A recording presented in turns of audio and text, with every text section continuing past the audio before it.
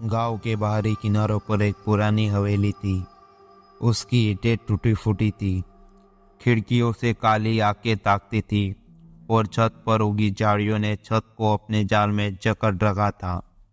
लोग इसे चुड़ैल का घर कहते थे, जहाँ भूतों का बसेरा था और अंधेरे का राज चलता था। किशन एक साहसी लड़का था। उसे डरावनी कहानियां पसंद थी, खासकर चुड़ैल के घर के बारे में। एक शाम अपने दोस्तों के साथ उसने हवेली में घुसने का फैसला किया। वे धीरे धीरे टूटे हुए दरवाजों से अंदर घुसे। हवा धूल भरी और घनी थी, जैसे सदियों से किसी ने कदम नहीं रखा हो।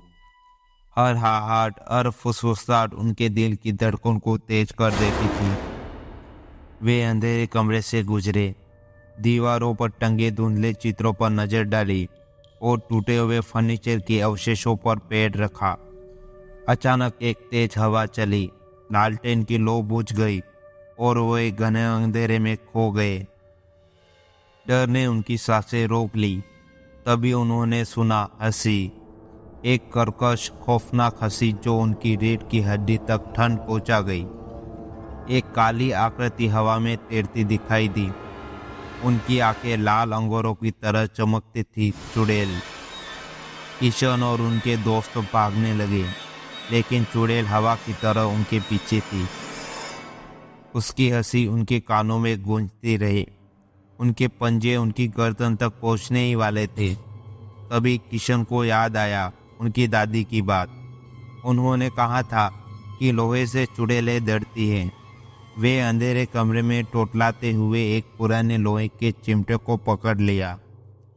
जैसे ही चुड़ैल ने उस पर झपटा, उसने चिमटे को उनके सामने फैला दिया। चुड़ैल एक चीख के साथ पीछे हट गई। उसकी आकृति धुएं की तरह घुलने लगी। हंसी चीख में बदल गई और फिर से सन्नाटा छा गया। लालटेन की लौ फिर से जल उठी, कमरे को रोशन करती थी। चुड़ैल गायब हो चुकी थी। कांपते हुए किशन और उनके दोस्त हवेली से बाहर भागे। उन्होंने पीछे मुड़कर नहीं देखा। उस रात के बाद उन्होंने कभी चुड़ैल के घर में प्रवेश करने की हिम्मत नहीं।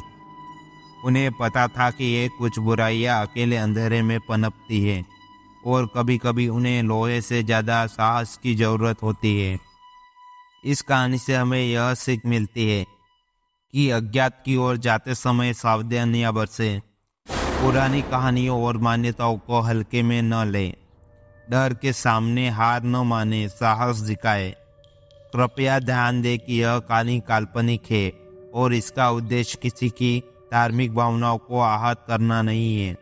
डरावनी कहानियां मनोरंजन का एक साधन है और वास्तविक दुनिया से अलग है। धन्यवाद।